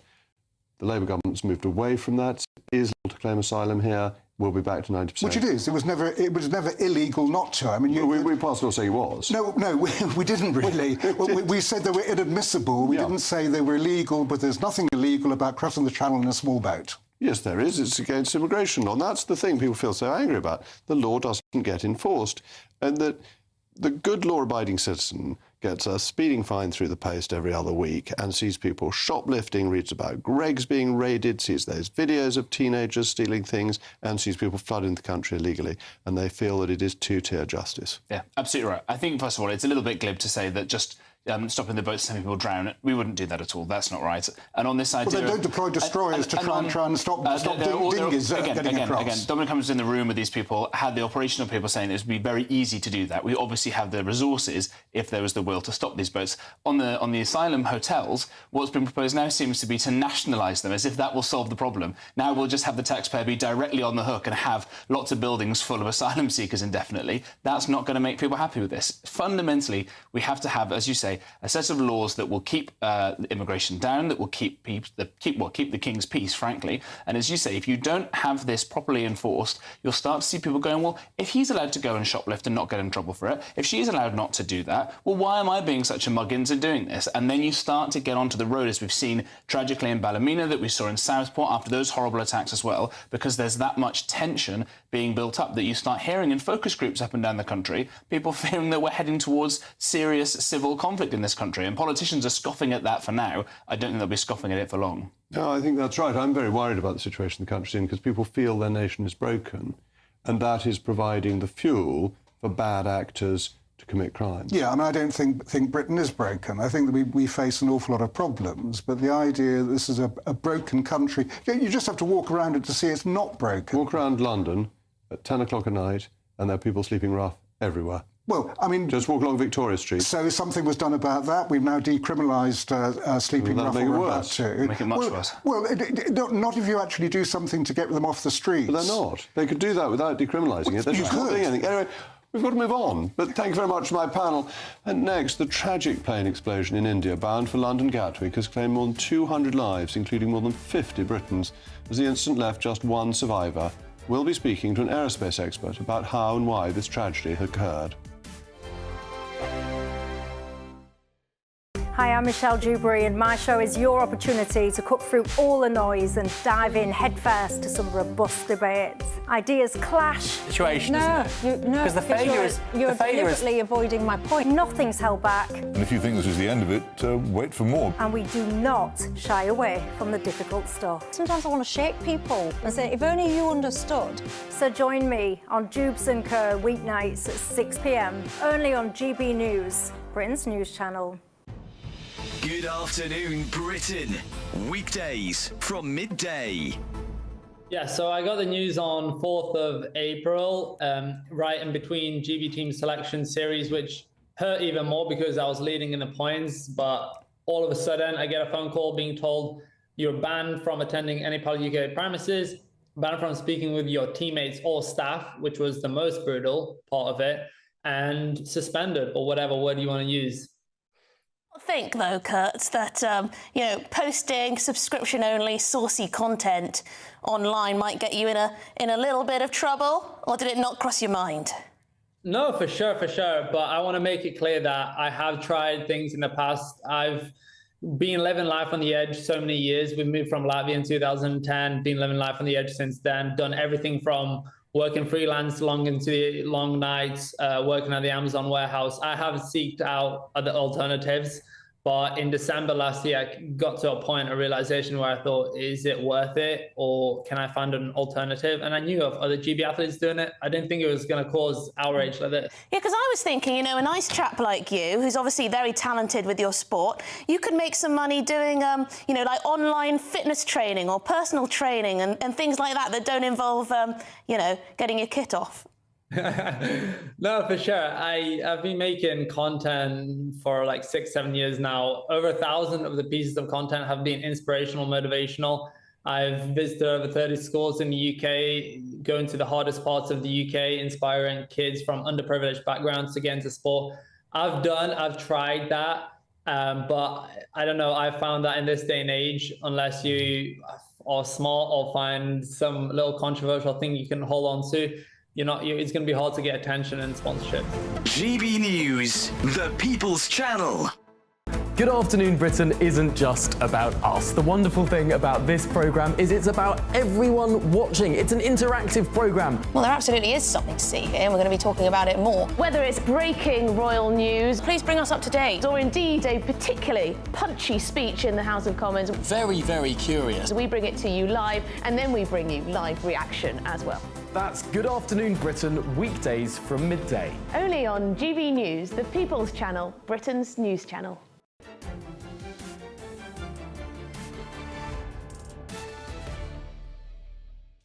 Welcome back. I'm still Jacob Rees-Mogg, and we were talking about Ballymena and the riots that were going on, and we've got lots of mail mogs. Michael says, I do not support the violence, but I feel this is what happens when a democratic government does not implement what the voters voted for. Sally says people have had enough, but this farce of a government just can't see it. Richard, I find it interesting that the establishment seems to be blaming working-class people for all the wrongs of the UK. In reality, it was the establishment that did all that, and as usual, the working classes were mere pawns in their games. Manny, the British people has pretty much been gaslighting, the British government, has pretty much been gaslighting the British people ever since Heath and Wilson lied to us about the long-term aspirations of the EEC back in 1973, and Westminster and Whitehall have done nothing but gaslight us since Maastricht. Well, thank you for those. And to the sad news, one miraculous escape. One British father made a miraculous escape as the sole survivor of the tragic Air India plane crash earlier today. The explosion occurred as the plane was en route from India to London Gatwick, and it's claimed more than 200 lives, including over 50 British nationals. The mid-air disaster is one of the deadliest in recent memory, and tonight questions are mounting about how such catastrophic failure, whether technical, security-related or otherwise, could have occurred. I'm now able to speak to an expert who will be able to understand why this tragedy occurred, an aerospace engineer, Ella Atkins. Ella, thank you for joining me. What do people know so far? What real information is there before we get on to any speculation? So we have the flight track up to kind of a maximum altitude that was recorded of 625 feet above the ground. We have videos taken by people on the ground from multiple perspectives. It looks like you're showing one of them now. This shows in a highlight the plane taking off, looks like a normal takeoff roll. And then once it rotates and then becomes airborne, which should be happening shortly. So far, everything looks normal. As it lifts off the ground, normally you would see the landing gear retract, but that does not appear to be happening. So it looks like the landing gear was down during the entire flight of this aircraft before the crash. Now you see it descending. That is not normal. So you kind of saw it go up to a maximum altitude. It doesn't lose control in terms of rolling or doing anything crazy like that, but it should be climbing, and instead it's descending to the ground. So I think this video, which is the best one that I have seen, really shows how a plane that looked totally normal taking off basically couldn't remain aloft. My understanding is that there was a mayday call from the flight crew, from the pilot, that said that there was no thrust. No thrust is a term that's used when both engines have either turned off or failed or are not being controlled properly. So no thrust is something that when that happens, you can't stay up. When you're so low like this, you really don't have anywhere to go but down, which is exactly what happened to this airplane. We do not know why no thrust was reported by the crew. There are several different causes that could have happened, and we need the black box data to comment on that further. And they'll be looking for the black box now. And of course, it was a 9-hour flight, and so there would have been an awful lot of fuel in the plane, which would explain the seriousness of the explosion. Is that correct? Yes, the plane would have been, it would have had at least 10 hours of fuel to have some reserve, which is quite a lot. It might have not been 100% full, but that doesn't matter. When you crash like that into a building, there's going to be structural compromise of most of the parts of the aircraft. And of course, there would be an explosion at that point. And in terms of no thrust, these are highly automated aeroplanes, aren't they, with significant computer systems in them. What do you think is most likely, from what you know at this stage, a failure of the systems, or is it more likely to have been human error? I think there are three possible causes that jump out, and I cannot comment on which one is most likely. Fuel contamination has been cited as a possible cause. Would both engines quit at exactly the same time from that? That's not clear, but I'm sure that the investigators will be testing the fuel to determine if there was any contamination, should they be able to find some still intact in the wings. The second one would be potentially the flight crew entered an erroneous command to the automation in the aircraft. We don't know that until we see the flight data recorder information. And the third was that there could have been a problem with the electronics in the aircraft delivering the right commands to the engines. But it's really too early to speculate on which of those causes or whether there was some combination that resulted in the no thrust situation. Well, Ella, thank you very much for explaining this tragic incident to us, and our thoughts obviously are with the families of the people who've been killed. In a moment, the government is reportedly pondering new measures to limit social media use amongst children and teenagers. But what do the teenagers themselves think? What impact would limitations on their digital presence have on their lives? I'll be asking my own daughter, Mary, what teens really make of all this, and she's got some pretty fruity views. See you. Dinner under the stars tonight? That reminds me of our travel insurance. You mean all clear skies? All Clear Travel Insurance sponsors GB News travel destinations forecast. Hello and welcome to your holiday sun forecasts from the Met Office. Most places sunny across the Mediterranean, particularly hot in Italy, breezy for parts of Greece as well as the Canaries, but no more than usual. And for Iberia, well, chance of some showers clearing northern Spain, but otherwise it's hot sunshine, temperatures well above average throughout much of Italy, whilst a few showers are likely over Greece during the next few days, but most places stay sunny this weekend. All Clear Travel Insurance sponsors GB News travel destinations forecast. Good evening. Welcome to your latest weather update from the Met Office here on GB News. We've seen some heavy downpours today. They're easing somewhat overnight, but further thunderstorms are likely, particularly so this time tomorrow. Low pressure is sitting to the west, and that's drawing up warm and humid air. It's going to be quite a sticky night, quite a close night. We've seen some heavy downpours across Northern Ireland. They're starting to ease. Still some lively downpours for parts of North Wales, northwest England at the moment, but they'll track northwards and ease off as they do. Still quite a wet night across parts of western Scotland. Many areas, though, further east, having a dry night, long clear spells, but look at the numbers. holding up in the mid-teens. That brisk breeze will be easing in most places through the night. So it won't be as windy tomorrow. Much of eastern England having a fine and sunny start, along with much of northern Scotland as well. The overnight rain should be pulling away from the Western Isles. Still maybe 1 or 2 showers in western Scotland, and certainly there will be more showers again in Northern Ireland. They could get pretty lively, especially around the middle part of the day. The odd shower for Wales, but most of England and Wales will have a dry start to the morning and quite a warm start as well, and pretty sticky, steamy day across these eastern parts where temperatures come in the afternoon may get into the high 20s. Not as hot where we've got a bit more cloud elsewhere, but still generally dry and bright. It's quite humid. Some heavy downpours around the middle of the day for Northern Ireland, and look down to the south. Another batch of thunderstorms then starting to arrive late in the day, coming into the southwest. As I said, very warm across these eastern areas. Elsewhere, temperatures in the low 20s generally. But those high temperatures and the humidity likely to spark another round of thunderstorms coming up initially across the south during Friday evening, then spreading to Wales, and by the end of the night and into Saturday across parts of northern England. Met Office warnings are in place for heavy rain and thunderstorms. Do check out the Met Office website for full details of those warnings. Mornings don't have to be tiresome, especially if you have the right company. Wake up to news as it happens, opinion and debate, and of course, a little bit of entertainment too. Because when the kettle's on, we're on. That's Breakfast on GB News, a show worth waking up for. Every morning from 6 a.m. Only on the People's Channel, Britain's news channel. We'll spread the news, you spread the word. From the school run to the home run, watch a new show for all of Britain. He can say whatever he wants. A straight-talking show where all voices are heard. And, when are we going to stop talking about smashing the gangs and actually do it? With the stories that matter from every part of our country. There's a bit of a crash landing there for your Chancellor. Bold, fearless and standing up for you. That's me, Martin Daubney, 3 p.m. till 6 p.m, weekdays, here only on GB News. The People's Channel, Britain's news channel.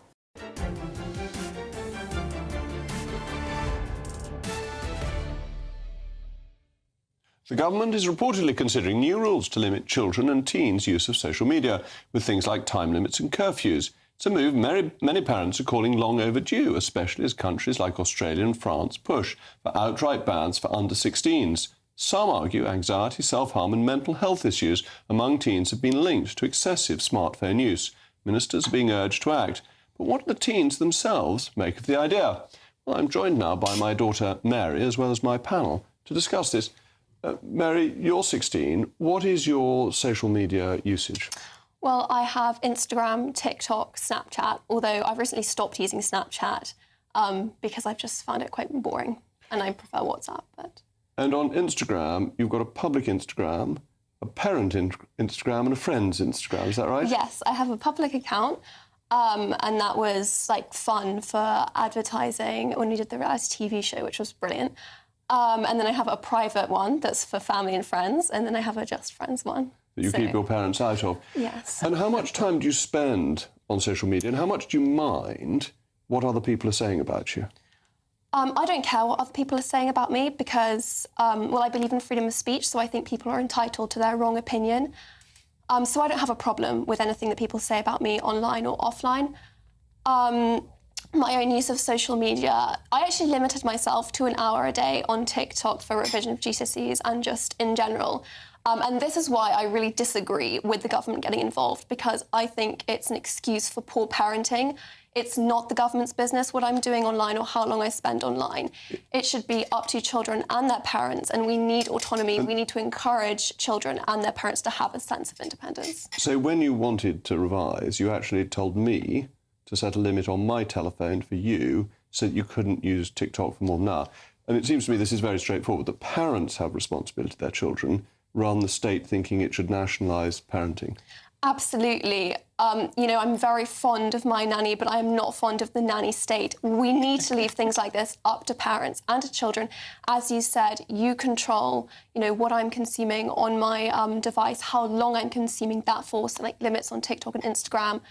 In general, I have 5 hours a day But with things like Audible, you know, it's not just, I think there's a sort of anti-social media and we don't want children on smartphones. I think that's ridiculous. We want smart use of social media. We want smart consumption. And so giving this to the government who don't know individual situations, who aren't aware of family setups, one size fits all doesn't in fact fit anyone. And schools have an ability to do things because your school, when you were first there, regulated your mobile use very strictly. It was quite hard to talk to you, actually, when you were first there. And you don't think it's unreasonable for schools to say when you arrive in the morning, they'll take your telephone off you? Absolutely. I mean, I found this quite irritating. But, as I said, I really believe in autonomy. And I do believe that schools should have the right to impose the restrictions as they see fit in school hours. After school hours, it's none of the school's business. It's up to parents. It is slightly different for boarding because you're there all the time. But for, you know, for day schools, it is up to the school. Why should it be up to the government? And can you tell me, you may not want to admit this, can you get round the limits I put on already, or do they actually work? Oh... No comment. No comment. Well, I think my daughter's clearly in training for a political career. It seems to me, Nigel, that one of the things that's been ignored in this conversation is actually how children use social media. Mary was saying, and iPhones, she uses it to listen to Audible, and that's educational as well as using it for TikTok, which is probably less educational. Well, I mean, Mary disciplines herself when it comes to it.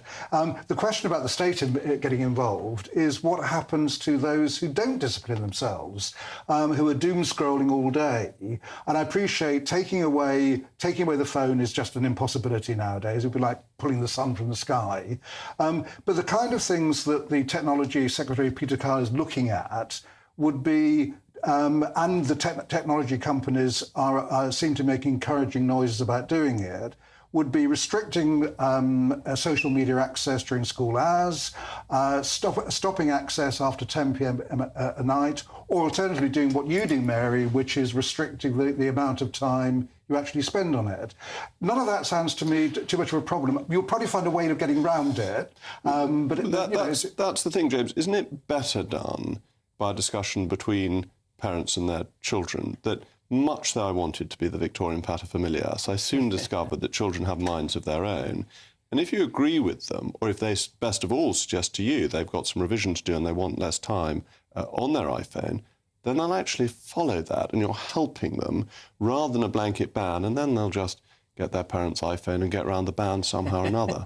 Exactly right. I think children are very ingenious when it comes to these sorts of things, and boundaries are there to be tested, right? As you said, I think there's a difference between wanting something to happen and wanting the state to go and do it. We're in a time where, as we've just been talking about, we're in the foothills of deep civil conflict. The economy is absolutely in the toilet. The world is very dangerous. And the state is suggesting that it's going to spend time telling children what they can and can't do under their parents' noses. I don't think that's right. I think the one bit of intervention that the state should look at is banning TikTok. I think specifically TikTok ahead of other things, because I think the Chinese state that controls it really is using it as something of a super weapon aimed at children's brains. I think that is a different conversation. Well, let me bring you back in on TikTok, because you use TikTok. During the general election, you were regularly sending me things that were put on TikTok by Reform and by the Labour Party, which you thought were a lot better than the Conservative Party. How are they coming through to you? Absolutely. So I don't think that TikTok is non-educational, because all of these apps depend on how you use it. Your For You page is tailored to you, which I think is a good thing. It's often used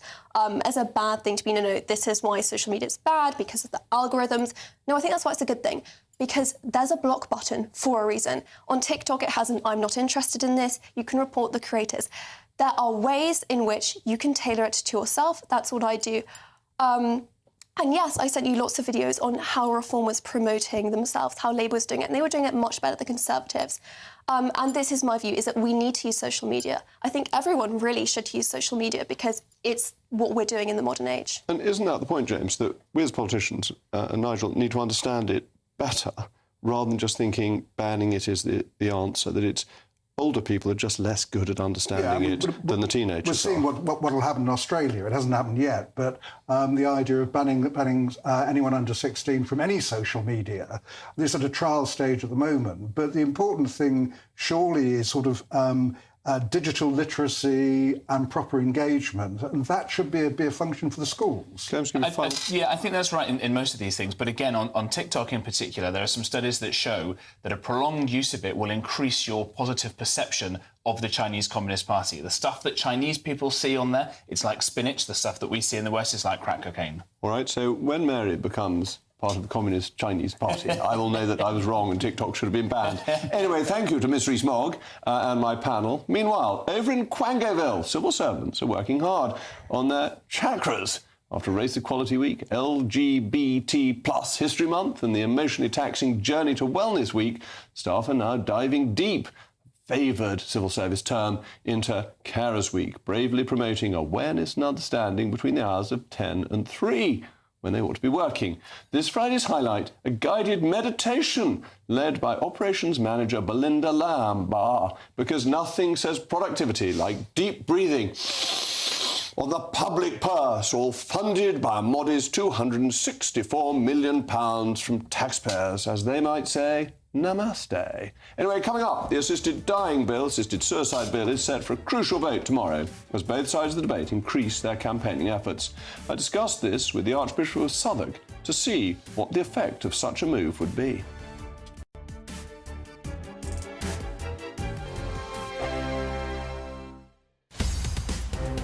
In the GB Newsroom, we bring you the news as it happens. With our team of dedicated journalists across the UK, we're ready to keep you up to date with what's happening every half an hour, every single day. Bulletins here on GB News, the People's Channel, Britain's news channel. Mornings don't have to be tiresome, especially if you have the right company. Wake up to news as it happens, opinion and debate, and of course, a little bit of entertainment too. Because when the kettle's on, we're on. That's Breakfast on GB News, a show worth waking up for. Every morning from 6 a.m. Only on the People's Channel, Britain's news channel. We'll spread the news, you spread the word. From the school run to the home run, watch a new show for all of Britain. He can say whatever he wants. A straight-talking show where all voices are heard. And, you know, when are we going to stop talking about smashing the gangs and actually do it? With the stories that matter from every part of our country. There's a bit of a crash landing there for your Chancellor. Bold, fearless and standing up for you. That's me, Martin Daubney, 3 p.m. till 6 p.m, weekdays, here only on GB News. The People's Channel, Britain's news channel. We're proud to be GB News, the People's Channel, and as you know, we always love to hear your views. Now, there's a new way of getting in touch with us at gbnews.com/yoursay. By commenting, you can be part of a live conversation and join our GB News community. You can even talk to me, Bev Turner, or any of the members of the GB News family. Westminster's full of talk, but out here, it's the real world. Am I allowed to talk now? No, that's it.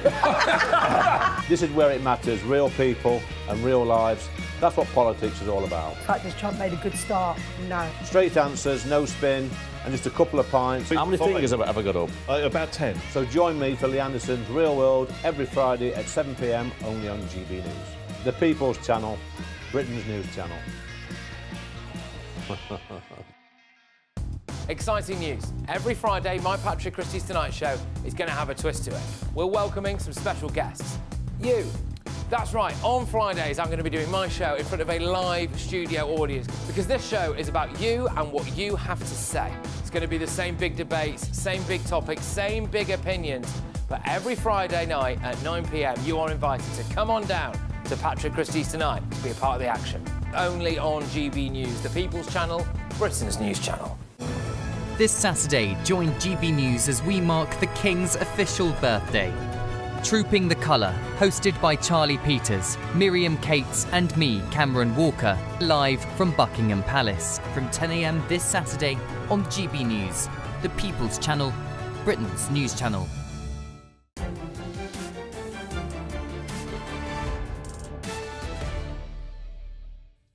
Welcome back. Well, we're talking about teen smartphone bans, and your mailmogs have come in numbers. Ryan says the government should not be allowed to do this. They are not parents, and they are trying to treat parents like children. This is wrong on every level. People should realise that next they will come for adults. Alison says it's not the government's job to decide how my children use their mobile devices. It is a parent's job, not the government. We are fed up to the back teeth with government interfering in all our lives on every level is bang out of order. And there are 3 charming emails, which I'm very grateful, on Mary. So Catherine kindly says, Jacob should be very proud of his daughter. I am. Very level-headed young lady. Diane says, Mary is a daughter to be proud of, Sir Jacob. Thank you. And Mazzy so generously says, what a lovely, eloquent young lady. I wouldn't have expected anything else of Jacob's daughter. So I'm very grateful for all of those. The assisted dying, assisted suicide bill is heading for a crucial vote tomorrow, a moment that could mark a major shift in how the UK approaches end-of-life care. Supporters say it is about giving terminally ill people dignity and choice. Opponents warn it could put vulnerable lives at risk and fundamentally change how we value life itself. With tensions rising on both sides of the debate, I spoke to the Archbishop of Southwark to discuss the potential consequences of these proposals. Your Grace, the bill on assisted dying, assisted suicide, to call it by its real name, is now back before the Commons.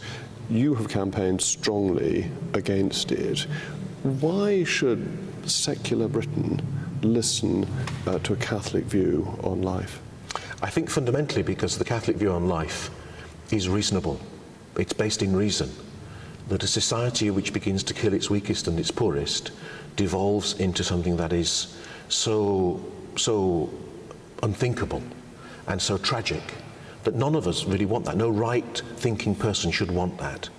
There is always a time to die. We talk about a holy death, a happy death, a death in communion with God, a death in communion with the people that we love around us. There can never be a time to kill. And this is the distinction that is so important. The compassionate care for the dying is reasonable and sensible and just. The murder of people, which is what this will be, it will be taking their lives, killing them. Murder is never a rational thing. Violence is not rational. But is it depriving people of their God-given free will, that they decide they want to end their life, the pain is too much, the doctor is there with the phial of morphine? Isn't it their right to decide? I think a God-given free will requires us to orientate our will towards what God asks of us. Autonomy, unfettered autonomy, the right to choose whatever I want, however I want, whenever I want, is really what's at stake here. And that unfettered autonomy is not something we tolerate in all kinds of ways in our society. You know, we have speed limits. That fetters my autonomy to drive at whatever speed I want to. We do it for good reasons, to protect people. So we have to recognise that none of us has complete and absolute autonomy. We live in the context of a society, and what is necessary for the preservation of the common good, not least for the weakest and those who are most vulnerable, means that sometimes my autonomous right must be curtailed. And as you rightly say, it protects the vulnerable, the law as it currently is. And the thing that worries me most about this isn't actually greedy relations saying, isn't it time you pushed off? It's people putting pressure on themselves and saying, I'm a burden to the NHS, I'm a burden to my children. If I died now, my grandchild could buy a new car with the inheritance. And there's very little the law can do to protect people from that internalised pressure. No, I agree completely. I've worked as a hospital chaplain and a hospice chaplain as well in different places. And one of the challenges when people are in the last stages of their life is to remind them that they're loved. They're not a burden, that they're loved. They often rehearse all their needs and the ways in which they're putting people out and the concerns they have about their carers and their family, and they're too much trouble for people. And the important message they need to hear is not, yes, you're right, you are too much trouble, let's end it all. They need to hear, no, you're loved. You're loved. We will accompany you on this journey, and we will love you to the end. And mistakes get made. With the argument on capital punishment, the biggest argument against it is the risk of 1 in 100 mistakes. With end-of-life care, doctors get it wrong on how long people have to live, I think 1 in 3 times. So the chance of mistakes is enormous. Yes, even in a perfect system, there are still mistakes to be made. The diagnosis is not a perfect skill, and we all know people who've been given a month to live, 2 months to live, and they're here 2-3 years later. So we have to be very careful that we don't act simply out of emotion or out of power. And that's the real issue here. It's the exercise of power of the strong over the weak. And the pressure that puts on people becomes intolerable, especially if they're in a state of sickness or depression, When life is gloomy, what they need is someone to show them there is hope. And in terms of that pressure, one of the pressures being that the NHS is short of money. Yeah. And if you say, well, we won't have to give end-of-life care, that could be a huge saving. So that becomes a sort of state-driven pressure on people to end their lives. It's a ridiculous economics of death. And we must resist it. It's as simple as that. We must resist it. If someone is in a terrible state of pain and suffering, the answer is to change the doctor, not kill them. Your Grace, that is the clearest statement I've ever heard on this matter. And thank you for the wonderful campaign that you and your fellow bishops have led. I think I and many Catholics feel that we've seen true leadership from our spiritual leaders in this difficult area. So thank you. Thank you. Well, let's get a quick word from my panel, GB News' senior political commentator Nigel Nelson and the former government advisor James Price. Nigel, the bill's before the House again tomorrow. There may be the third reading vote tomorrow. How would you vote at this stage? Do you think it's a bill that can be improved in the Lords? Yes, I think it can be improved. I would vote against it if I was an MP tomorrow. However, I do believe in the principle of it. I think that if you have the right to life, you must also have the right to die. And we have this ridiculous situation in this country where you can go into a hospice and starve yourself to death with staff making you as comfortable as possible. That is still a gruesome and prolonged death, but those staff can't help you to make it a kinder one. James, what are your thoughts? I think it's wonderful to see faith being brought into this conversation again after so long. I think it's an area where we can actually draw on expertise of people like His Grace there. I wouldn't want to go into a theological debate against him or with you on this, but I would disagree with something that he said there, this idea that violence is never wrong. We think it's okay for the police occasionally to shoot people if they need to, for soldiers to do it. So I don't think that there's a never, ever this should be allowed. But I do think if we get to a point where you're able to kill Granny, a lot of the British public will say, well, why can't you kill Axel Ruda-Cabana, the Southport murderer? Why can't you kill the most awful people as well? And we're opening up a whole other can of worms there if we do this. And I think just quickly, what you said, I agree with you. Everybody should vote no on this because it's been a complete dog's dinner of a process and there's been no scrutiny at all so far. But the principle of it you're in favour of. Yes. Are you worried about James's point that it does open up the debate on capital punishment? No, I don't. What I do think it does is that you get mission creep, like they have in Canada, where 1 in 20 people now are dying from assisted deaths. And I think the biggest danger is not having a High Court judge involved and just a panel. Eventually, the panel will become inured to what they're doing, and the danger of that is that it becomes commonplace. So you would like strict controls, strict protections, but believe it is a fundamental right. And James, you're basically with the Archbishop. You think that life must be protected because otherwise, where do you stop? Yeah, absolutely right. And I think the Canada example is a really good one. There was a story where somebody called up a suicide hotline saying, look, I'm having suicidal thoughts, I want to kill myself. And the person on the end of the phone says, have you tried medical-assisted dying and killing yourself? And the person thought this was so evil and ludicrous, it did actually shock them out of their suicidal ideation. And I don't talk about this very much. A long time ago, I was in that sort of situation, feeling very, very depressed and wanting to end my life and all these sorts of things. And thank God these sorts of things weren't around because I wouldn't be here as happy as I am today talking to all of you. So we'll be very, very careful about this mission creep, as you say. Well, thank you very much for that. Now, just to say, of course, today is the feast of Corpus Christi, so it's a day of holy obligation. So all you Catholics who haven't been to Mass, you've missed out, and you'd better go to confession. But now I think it's time to hand over to Patrick Christie's. Patrick, are you there? That's me done for this week. I'll be back next Monday. Absolutely. Fantastic show. Fantastic week, Jacob. So we are going to be going live to Ballymena. Will there be a fourth night of anti-migrant protests? We all saw that disaster in India. But what I want to know is, what will they be able to get from that black box? Will we be able to find out officially what happened? Will we be able to find out tonight? I'm worried that Labour are going to turn Britain into a nation of illegal migrant tent cities. I can't see any other thing happening if they decide to shut all these migrant hotels. Let's be honest, they're not going to deport any of them, are they? And the NHS, we now spend more on our NHS than the entire GDP of Portugal. I'm going to pose a controversial question. Is it actually getting too much money? All of that after your weather.